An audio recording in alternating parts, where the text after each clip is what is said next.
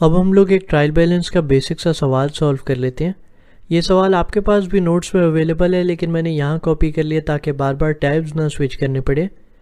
तो ये है prepare Steve Smith trial balance as a 31 दिसंबर 2020। अब ट्रायल बैलेंस के सवाल में आपको पता है कि जब भी हमारे सामने कोई सवाल आए तो हमने 3 कॉलम्स बना लेने हैं, जो कि है अकाउंट्स, डेबिट और क्रेडिट। उसके बाद शुरू में जब आप इतने कंफर्टेबल नहीं है ट्रायल बैलेंस से, तो मैं रेकमेंड करूंगा कि डेबिट और क्रेडिट के ऊपर कोई कन्फ्यूजन अवॉइड करने के लिए डेड लाइन्स लिख लें। फिर आपने ये डिसाइड करना कि ये जो सारे अकाउंट्स हैं ये डेबिट में जाएंगे या क्रेडिट में। तो सबसे पहले आएगा मशीनरी, जो कि हमारे लिए एक एसेट है, तो हम उसको डेबिट में लिखेंगे।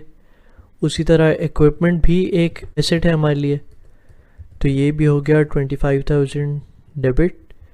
फिर इन्वेंट्री में एक कन्फ्यूजन कुछ स्टूडेंट्स को होती है, लेकिन वो हम लोग अगले सवाल में डिस्कस करेंगे। अभी के लिए आपने बस ये दिमाग में रखना है कि इन्वेंट्री भी एक एसेट है, तो इसको भी डेबिट में लिख लेंगे। अब ट्रेड पेबल्स का, जैसे हमने ट्रेड रिसीवेबल्स का कहा था कि कस्टमर ने गुड्स परचेज़ कर लिए लेकिन पेमेंट अभी नहीं की, तो इस केस में हमने सप्लायर से गुड्स परचेज़ कर लिए लेकिन इस बार हमने पेमेंट नहीं की, तो इसको आप क्रेडिट में लिखेंगे क्योंकि ये आपके लिए एक लाइबिलिटी है, आपने फ्यूचर में पेमेंट करनी है।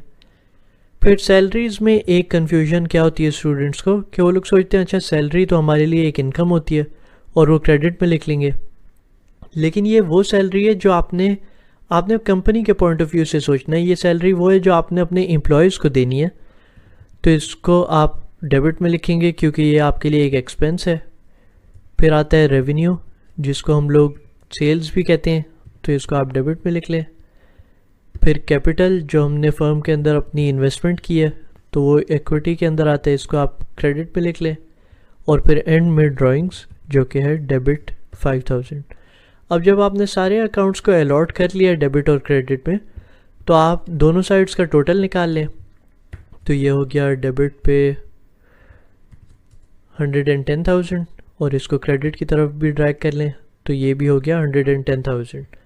अब ट्रायल बैलेंस की क्या ज़बरदस्त बात है कि आपको बनाते साथ ही आइडिया हो जाएगा कि आपने कोई गलती की है या नहीं। जब आपका डेबिट माइनस क्रेडिट का जो डिफरेंशियल है वो ज़ीरो हो, तो आपको आइडिया है कि आपने ठीक ही बनाया होगा।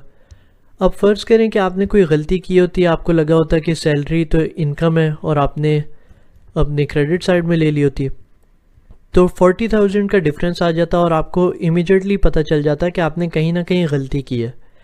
अब आपको कितनी अमाउंट दूसरी साइड पे लेके जाने की ज़रूरत है, उसके लिए आपने सिर्फ जो डेबिट और क्रेडिट का डिफरेंशियल है, जो इस केस में 40,000 था, वो डिवाइडेड बाय 2 करें, तो 20,000 का डिफरेंस आपको पता है कि आप अगर दूसरी साइड पे लेके जाएंगे तो आपका ट्रायल बैलेंस हो जाएगा। तो इस केस में ये सिर्फ सैलरीज थी, तो आप सैलरीज़ को दूसरी साइड पे ले जाएं और ये हमारा ट्रायल बैलेंस हो गया।